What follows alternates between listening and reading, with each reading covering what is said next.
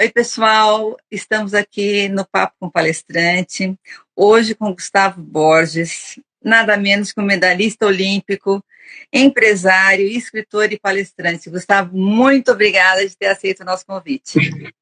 Obrigado, um prazer estar aqui com você, Sandra. Prazer aí, obrigado a todos aí pela presença hoje. Olha, quando que você percebeu que o teu negócio era nadar, que era piscina? Quando que te deu esse clique assim?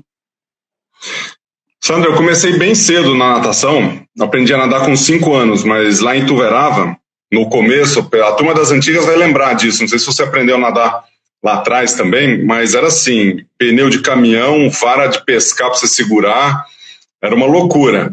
E foi muito legal isso, porque assim, acabava sendo uma diversão, né? Você brincando e aprendendo ao mesmo tempo.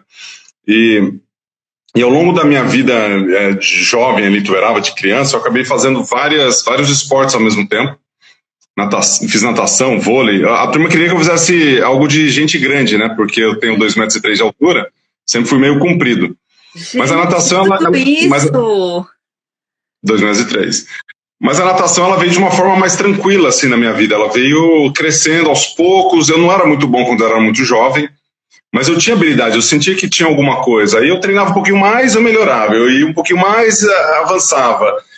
E comecei a ficar bom no assunto, né? E aí, a hora que eu comecei a ficar bom, eu comecei a ter resultado, e aí a história você já conhece, né? Então, foi acontecendo. Eu fui muito exposto a vários esportes. Acho que o fato de morar em cidade pequena ajudou em fazer várias atividades ao mesmo tempo, porque eu ia a pé, ia de bicicleta, não tinha trânsito, não tinha nada disso. Então foi muito bom. E assim, você lembra mais ou menos a idade que você falou assim, poxa, é isso que eu quero, isso vai ser a minha profissão? No quesito profissão, acho que demorou um pouco, mas saber que era o meu esporte de dedicação foi a partir dos 14, 15 anos. Porque ali eu deixei todos os outros esportes de lado. A natação não era um esporte que você tinha um resultado financeiro, ainda hoje é bem difícil, né, para ser um profissional da área do esporte. Você tem alguns esportes que você tem uma remuneração adequada, outras é um pouco mais complicado. Mas a hora que eu cheguei, depois dos 18, foi Pan-Americano, depois de 92, com 19, eu vi que tinha um quesito financeiro interessante que estava acontecendo. E isso aconteceu em toda a década de 90. Mas eu te diria que 94 a 95 foi onde a chave clicou e falou assim, putz, acho que tem grana aqui. Legal. Porque eu ainda estava na faculdade, eu estava indo para um profissionalismo, estava indo para a Olimpíada de 96, estava aquele auge. Então, assim, de 1994 até 2002, até, lógico, 2004 não foi ruim, assim, em termos financeiros, mas a gente teve ali uns 5 anos que bombou, depois entrou num platô, e aí a coisa continuou. Pós-carreira, ou então essa coisa de você saber que é uma carreira finita, né, pelo menos como nadador, como é que você viu isso? A transição de um atleta e a transição de vida das pessoas, elas são muito duras. No esportista, talvez um pouco diferente e dói um pouco mais, porque você ainda é jovem perante o mercado de trabalho, mas você é um vovozinho perante os jovens que estão chegando, né? Então, no esporte não tem essa questão assim, você com 45 ou com 30, no mercado de trabalho você é competitivo, né? Com 50, 60. Mas se você vai no esporte, é impossível você estar em melhor forma física aos 50 do que aos 25, 30. Sim. Principalmente, a não ser que você tenha sido uma pessoa sedentária, e aí sim você está avançando, né? Você não fazia atividade, ou fazia atividade muito pouco, e agora você começou a fazer de uma forma diferente. Eu estou falando da perspectiva de um atleta profissional. Sim. E da forma como eu treinava, com 25, 30 anos, não dá, com 48, 50, não dá. Então, ali, no momento que eu fui chegando, quando eu cheguei aos 27 anos, eu já estava me sentindo muito velho, que foi na Olimpíada de 2000. E a minha geração toda envelheceu, então aqueles que ganharam medalha em 96, aqueles que estavam no topo da pirâmide durante alguns anos ali, estavam presentes na Olimpíada de 2000 e 2004. Então, vários atletas fizeram essa transição, mas foi uma transição difícil, porque você ia e não sabia se tinha mais 1, 2 anos, né? E quando eu decidi que eu ia até 2004, foi uma transição de vida de 4 anos, que foi bastante desafiadora para mim. E eu consegui fazer isso de uma maneira o mais natural possível. Me fala sobre a sua academia de natação. Você tem um método especial e eu acho bem bacana. Me conta como é que surgiu essa ideia e você ter esse método, né? Me fala. A metodologia ela derivou das academias. A academia ela nasceu com uma necessidade de empreender na relação da educação por meio da natação. Então, eu tenho vários sócios que estão comigo nessa empreitada. E na sequência da montagem da academia, a gente percebeu várias necessidades em relação ao produto que a gente utilizava e ao benefício e à transformação que a gente tinha para o usuário, para os nossos clientes, para os garotos, para as garotas, para os pais, para as mães, para as vovós e os vovôs. Então era assim uma transformação, que o esporte ele é transformador. Então aquilo nos enchia, assim, uma inspiração de você trabalhar com esporte, com atividade física, que era incrível. E quando a gente tinha as nossas próprias academias, a única forma da gente impactar mais pessoas era ou aumentar o número de academias, ou fazer alguma coisa que pudesse escalar e atingir o coração e a mente dessas pessoas, né, transformando a vida dessas pessoas. E foi isso que a gente fez. A gente abriu um método de aprendizado, né, que é a metodologia Gustavo Borges, que trabalha não só o pilar educacional pedagógico, mas também a área comercial, marketing, gestão, onde a gente transforma realmente a vida dos nossos clientes, das pessoas que estão envolvidas com a gente. A gente conseguiu com isso escala de negócio, atingir a vida de mais pessoas e estamos aí nessa luta, né, com os desafios que a gente tem hoje em dia para conquistar. Eu imagino, porque foi bem radical, né? De nadador a empresário, ter que pensar realmente como um gestor. São quantas academias hoje? São mais de 400 licenciadas, pré-pandemia, né? A gente, infelizmente, teve várias baixas. Eu nem gosto de contar as perdas, né? Eu falo assim, mais de 400 pré-pandemia. A gente teve muitos clientes queridos, muitas pessoas que estavam com a gente há 15 anos, 10 anos e não estão mais com a gente. Mas eu acho que a gente volta num momento aí. Mas falando da sua colocação em relação à vida de empresário, de atleta, realmente, se você for para o lado do empresário, do operador, são habilidades bastante distintas que você tem. Se você for para o lado do empreendedorismo, aí eu acho que o atleta ele tem vários aprendizados e ele aprendeu a empreender dentro do próprio corpo e agora ele passa a empreender fora.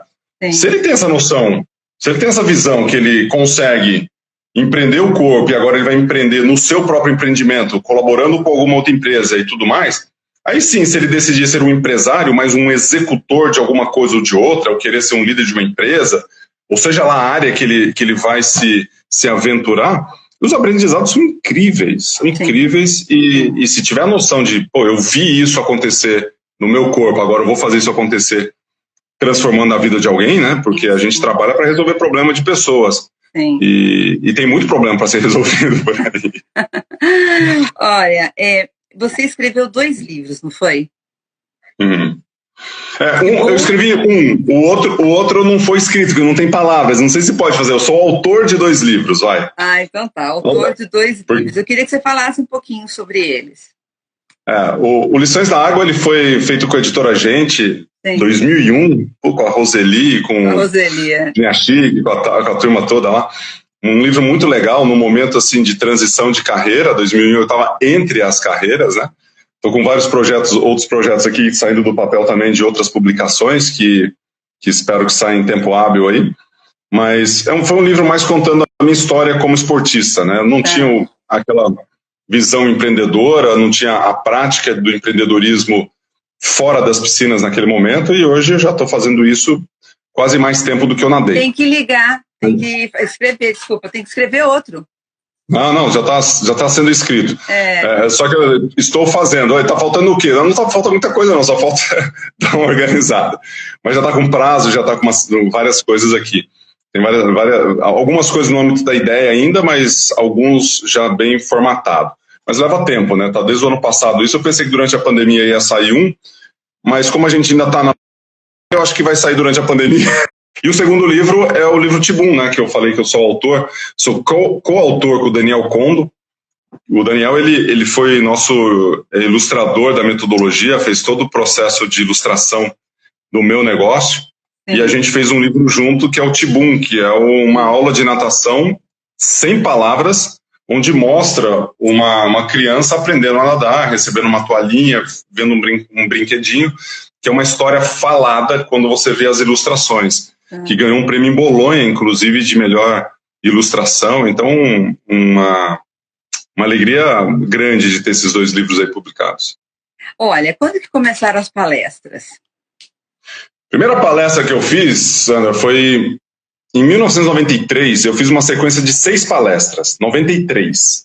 Eu tinha 21 anos de idade, tinha acabado de bater um recorde mundial, e clubes e escolas de natação começaram a fazer, Gustavo, eu te pago pra você vir aqui, você não quer vir aqui? E meu pai começou a falar, pô, mas como assim pagar, né?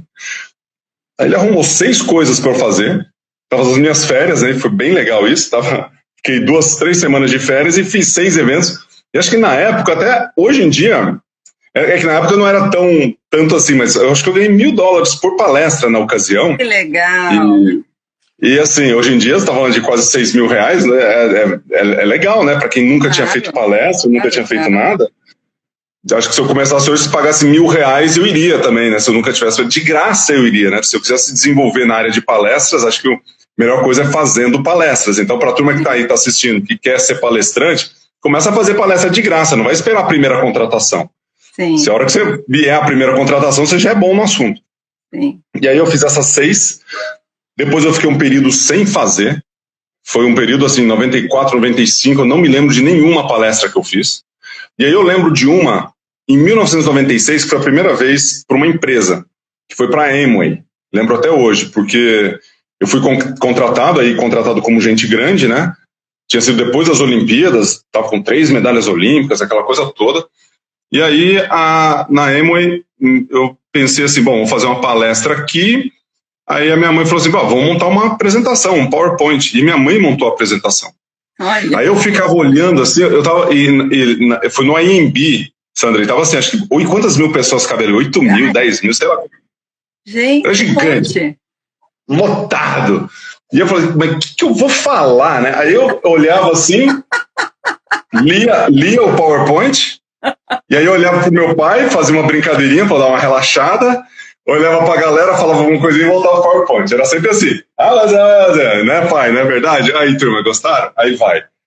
Nossa, foi uma coisa assim, super tensa, mas assim, que foi muito desafiadora e muito legal. A partir daí, aí criei palestra, PowerPoint, já mudei minha palestra várias vezes. E hoje em dia, eu até prefiro não fazer com PowerPoint, porque hoje em dia, olha como é que eu faço as palestras. No digital, eu abandonei o PowerPoint. Então, assim, faça uso e persista, né? Você vai falar do time, então, legal, vou falar sobre time agora. Porque a minha apresentação, ela tem, sei lá, 8 slides, tem um vídeo ou outro que é legal para você ter a experiência presencial ali, sim. Mas eu prefiro... Eu vi uma palestra do Cortella uma vez que ele não usou slide, ele não usa slide, né, inclusive. Não usa. E eu falei, nossa, que legal isso, né?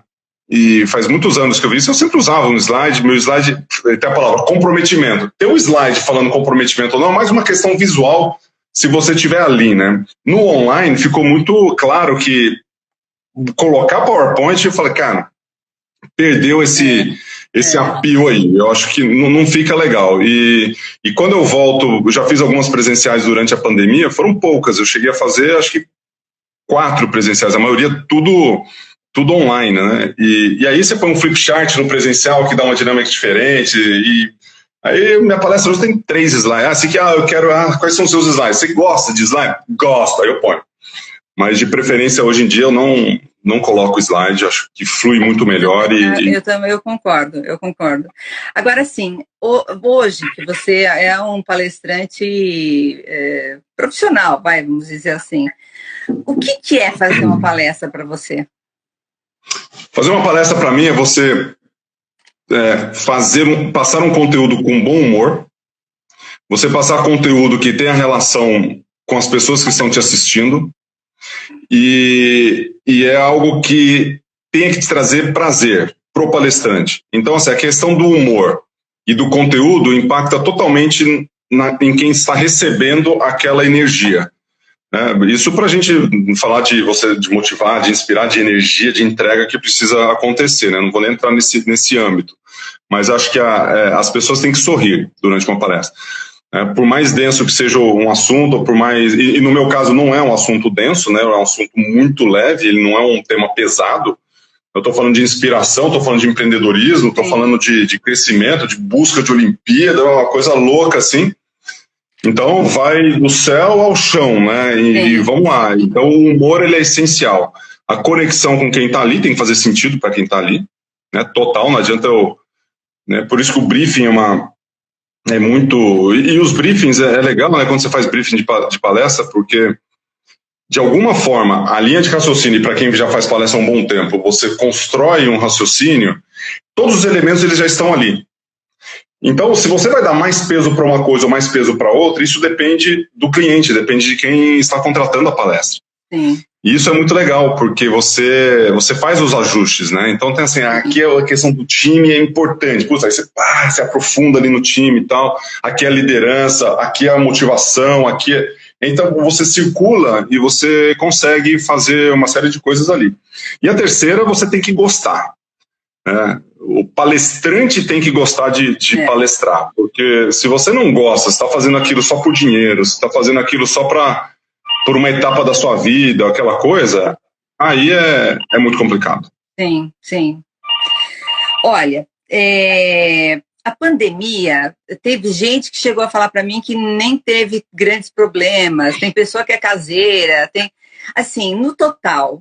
Profissional, você já me falou que já teve muitas coisas ruins, mas no total, assim, de tudo, o que foi essa pandemia para você? O que está sendo, né, para você? Olha, foi uma pandemia de restrições, sem dúvida nenhuma.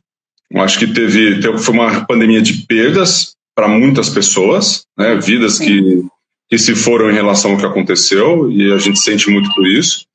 Mas foi uma pandemia de aprendizados. Sim. A gente aprendeu a se conectar com nós mesmos, a gente se aprendeu a se conectar com a nossa família, a gente se aprendeu acho que eu estou tocando seu telefone aí, Sandra. Se quiser. É do computador. Eu acho que eu vou atender, só um minutinho, tá? Tá bom. Enquanto isso, vocês ficam comigo. Quem aqui da minha turma que está me seguindo aqui, galera? Sandra foi ali pegar o telefone. Não, você sabe que eu já sabia que era... Mas eu vou desligar isso aqui, quer ver? Vou pôr baixinho. Tá. Tá minha galera aqui, ó. Quem estava na minha live hoje de manhã, turma? Hoje tá tendo rodada dupla, hein? Quem estava na minha live aqui? Manda um joinha. Quem estava na minha live hoje de manhã, galera? Vamos ver se tem a minha turma aqui, Sandra. Vamos ver se a turma vê. Olha lá, o Cabral estava junto. MGB, ó, minha galera tá toda aí, ó. Legal. Ai, deixa eu pegar o meu caderno aqui. Toda terça-feira eu faço a minha live às 7h45 da manhã. E eu tô numa jornada com essa galera, ó, a galera toda aqui, ó. Que legal. Ó, muita gente passou hoje de manhã lá, aí, ó. Não, e eu tiro. Você viu a live, ó? Essa parte aqui eu vou ter que tirar, porque ficou esquisito, né?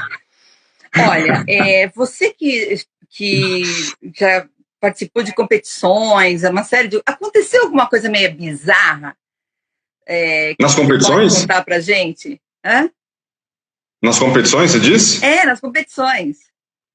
Olha, de alto rendimento na minha vida profissional, bizarra, não. O que é bizarro? Defina bizarro, só para eu entender. Uma coisa curiosa, uma coisa engraçada. Assim, que você fala assim, gente, mas como é que aconteceu um negócio desse? Tipo, aquele pessoal lá que fez aquele negócio no estacionamento, você lembra? Aqui nas nossas Olimpíadas? Não, o que aconteceu? Os caras fizeram uma coisa errada, o cara até perdeu eu não me lembro agora, mas exatamente... Uma coisa bizarra que eu vi numa Olimpíada em termos de organização, em 1996, num jogo, se eu não me engano, foi de beisebol, eles colocaram uma equipe num estádio e a outra equipe em outro estádio. Isso é bizarro. Numa organização... a equipe dos Estados Unidos foi para o estádio Y e a equipe sei lá, do Brasil foi para o estádio X. Foi falta de comunicação, então, aí. Não, falta de organização, né, de planejamento. Isso é bizarro. Você vê muitas coisas sei lá, de torcedores, talvez. Eu nunca teve assim uma coisa, pô, isso aqui foi muito esquisito. Não, acho que nunca teve. Que bom. Sempre foi muito normal, assim. Não tem nenhuma história assim bizarra, né, que aconteceu. Eu tô pensando aqui se vier. E nem como palestrante. Não, como palestrante aí tem de tudo, né? Tem brincadeiras, tudo que é jeito.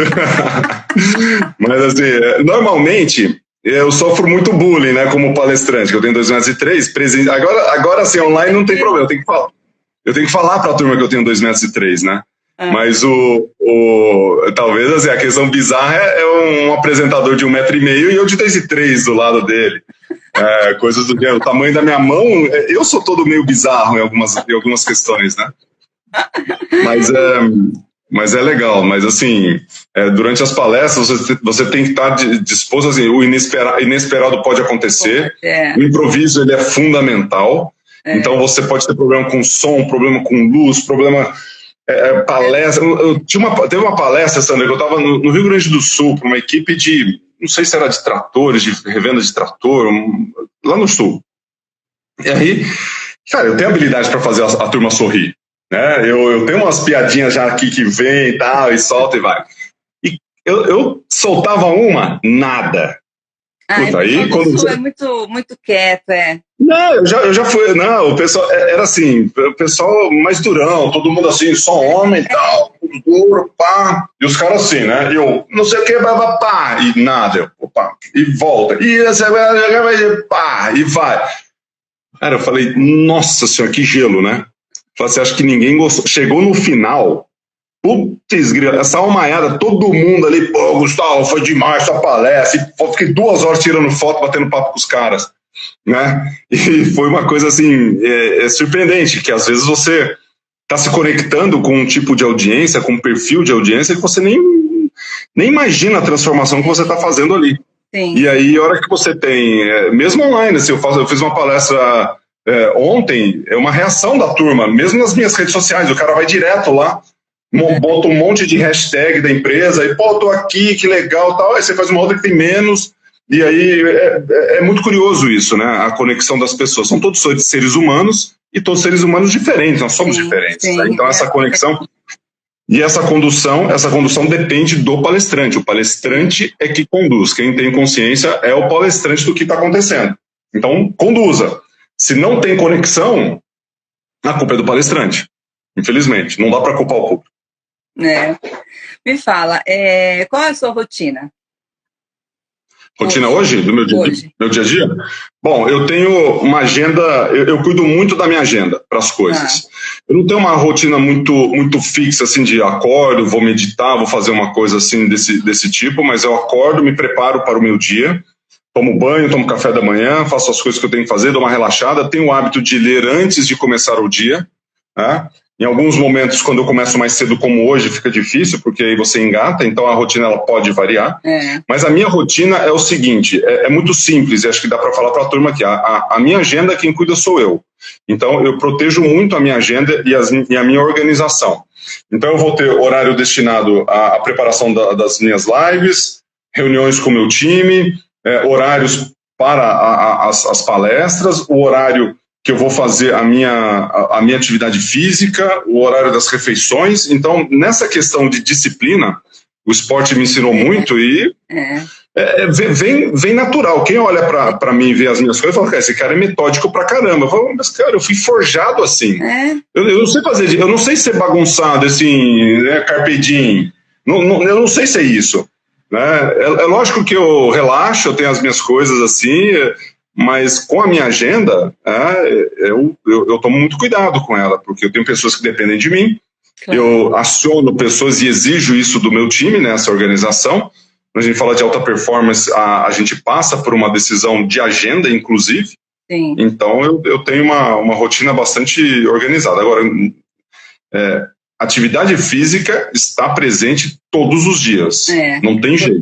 Não tem jeito. Sim. Com certeza. E a tua estrutura familiar, como é? É fantástica. Fantástico. Estou casado há vai fazer 23 anos com a mesma esposa. Que legal. Tive um super apoio dos meus pais e incentivo em todos os momentos. Minha mãe, de vez em quando, até liga para ver se eu estou escovando o dente, passando fio dental. Eu acho que tem um carinho, assim, e uma estrutura familiar boa. Meus filhos, os dois na faculdade, consegui emplacá-los ali para um caminho direcionado assim, para cada um com a sua vida, né? Então, temos um cachorro lindo, maravilhoso, que veio fruto da pandemia, e eu acho que a base familiar, ela é fundamental para o crescimento das pessoas. E quando eu falo família, às vezes a gente pensa na família do próprio sangue, né? Mas a pessoa que te cria é a sua família, quem está ali do teu lado. A gente precisa de pessoas positivas e pessoas engajadas para nos levar adiante, nos apoiando. E tem muita gente que reclama demais, né? E só fica reclamando de tudo. E aí, quando você é grato e você percebe que, sendo mais grato, você consegue crescer, você consegue desenvolver, putz! É verdade. E a família está ali para isso, né? Está ali para te levar para frente. Para dar o puxão de orelha quando precisa, para dar um empurrão quando ele é necessário, mas também para ser justo, para amar, para desenvolver, para corrigir, para seguir adiante. Olha, para meio que terminar, que a gente já está chegando no final, eu sempre faço 2 perguntas, mas eu vou pedir para o pessoal se inscrever no nosso canal do YouTube, Sandra Pascoal Palestras. A gente vai dar uma editada pouca, porque ficou muito engraçada a nossa conversa. Até o telefone ficou legal. Eu queria saber o que te faz feliz. O que me faz feliz é o meu trabalho, é a minha família e é o meu esporte. Não necessariamente tudo nessa hora, mas quando eu estou trabalhando, quando eu estou com a minha família, quando eu estou fazendo a prática esportiva, isso me faz muito feliz. Eu tenho várias buscas dentro do meu trabalho que também, não é uma resposta muito objetiva aqui, mas eu tenho 2 propósitos de vida, uma do trabalho, aliás 3, né? Uma que envolve a família, que é a nossa busca aqui pela nossa felicidade, pela expansão do nosso conhecimento, pela nossa relação com a fé e com a excelência dentro de casa e com a contribuição com outras pessoas. Tem a educação por meio da natação, que é uma busca incessante dentro dos nossos trabalhos, da academia e dos nossos negócios. E profissionalmente aqui como palestrante, já que o assunto é esse, é plantar uma semente do sonho impossível na cabeça das pessoas, mostrando para elas que elas podem sim fazer aquilo que elas quiserem, desde que elas acreditem nelas mesmas e que elas agradeçam mais e reclamem menos. E por último, uma dica para as pessoas que estão ouvindo, ou uma dica que você faz nas suas palestras, uma dica do Gustavo Borges. Uma dica é o seguinte, algumas frases aqui que eu posso soltar para a turma. Primeiro, que a confiança ela tem cheiro. Né? E se a confiança tem cheiro, exale confiança. E você pode fazer de várias formas, né? Se banhando nela, ou se lambuzando daquela forma, ou expressando ela da sua melhor forma. A confiança, ela precisa seguir a nossa jornada em todos os momentos. Então, apesar do medo, dos receios que nós temos, vamos ter coragem aí para persistir na nossa jornada. E outra coisa, talvez uma dica, essa é uma dica poderosa, é que desistir ou persistir no nosso caminhar é a nossa decisão, é a sua decisão. Então, o que você vai decidir? Desistir de alguma coisa ou persistir na sua busca? E quando eu falo de desistir ou persistir, eu não estou falando de insistência. Insistência é quando você insiste em coisas erradas, é cabeça dura. Persistência é perseverar na sua busca. E aí, esse que é o caminho que eu acredito que seja fantástico aí para o nosso crescimento. Ai, que legal. Olha, adorei. Muito obrigada, viu, Gustavo? Obrigada mesmo. Um beijo enorme para você, para sua família. Obrigado, viu? Olha, adorei. Obrigada mesmo. Que legal, Sandra. Um grande abraço para vocês. Abraço, turma aí, vocês que acompanharam. Abração, vamos nessa. Valeu. Tchau, tchau. Tchau, tchau.